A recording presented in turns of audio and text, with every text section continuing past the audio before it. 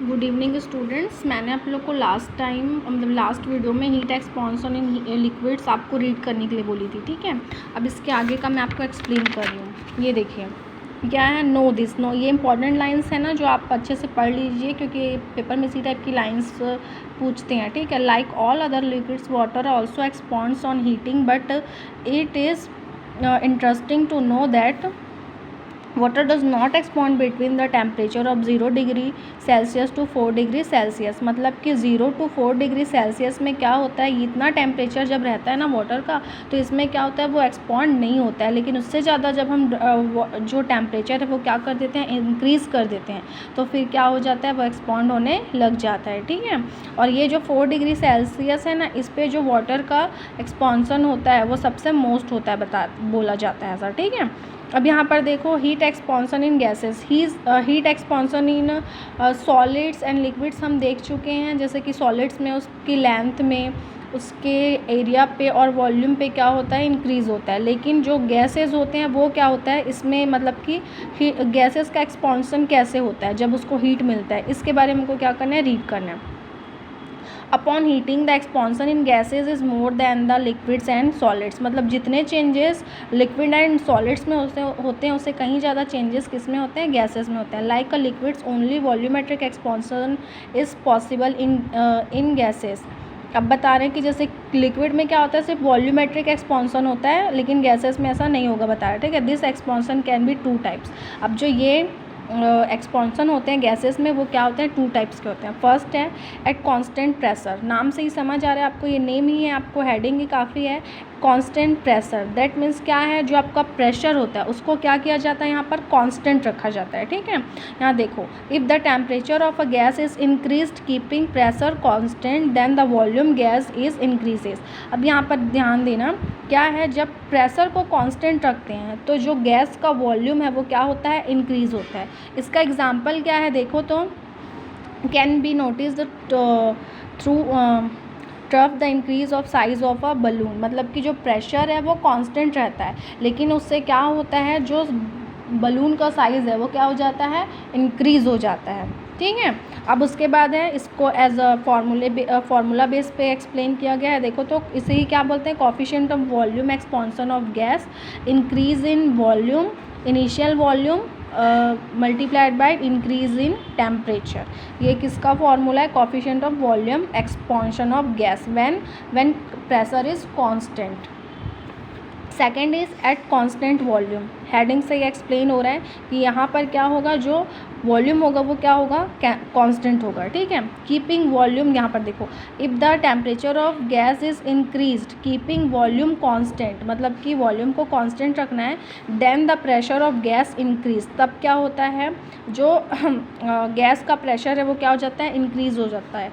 This type of expansion coefficient is called a coefficient of volumetric expansion of constant volume. अब यहाँ पर क्या होता है, इसका एग्जांपल क्या है, this happens because of constant volume the pressure inside the cooker keeps building up. मतलब कि जो कुकर में जो प्रेशर होता है वो किसकी वजह से होता है, इसी की वजह से, जिसमें वॉल्यूम क्या होता है, कांस्टेंट रहता है। अब उसके बाद इसका फॉर्मूला क्या है, देखो तो, coefficient of pressure expansion of a gas is equal to increasing pressure divided by initial pressure multiplied by initial temperature, ठीक है। और इसको किससे डिनोट कर रहे हैं, gamma is equal to del P by P del T, क्योंकि pressure को क्या करें, क्योंकि यहाँ प्रेशर चेंज हो रहा है ना, पी मीन्स प्रेशर हो रहा है, और यहाँ टाइम भी टेम्परेचर भी चेंज हो रहा है। और यहाँ पर क्या था, जो प्रेशर था वो कांस्टेंट था, है ना, और जो आपका वॉल्यूम था वो क्या हो रहा था, चेंज हो रहा था, ठीक है। अब नेक्स्ट है चेंज इन फिजिकल स्टेट। मतलब किसी चीज़ की फिजिकल स्टेट चेंज होती है तो क्या होता है, देखो, on receiving heat the state of matter में change from one state to another. Study the following figures and understand it using examples.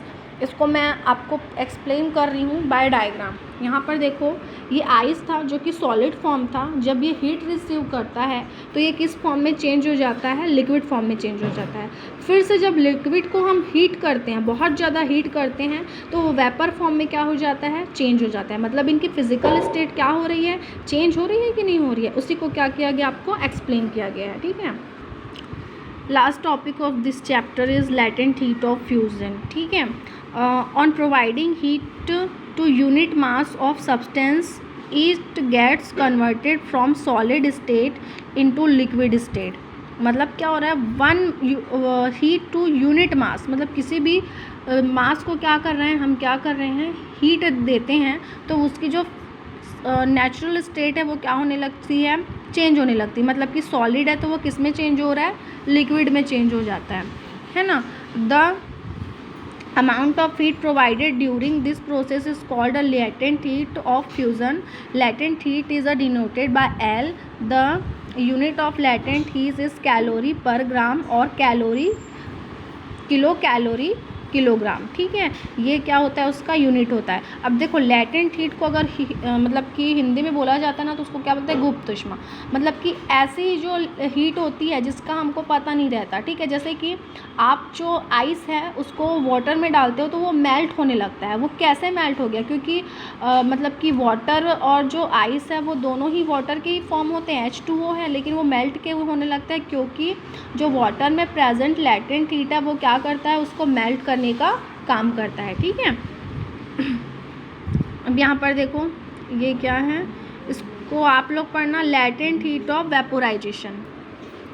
latent heat of vaporization, the amount of heat required to convert unit mass of water into vapor। मतलब unit mass of water जो है वो vapour में change हो जाता है। वहाँ पर जितनी हीट अब्जॉर्ब होती है, मतलब कि जितनी हीट वहाँ पर यूज़ होती है ना, जितनी हीट कंज्यूम होती है, उसी को ही हम क्या कहते हैं? उसका latent heat of vaporization होता है।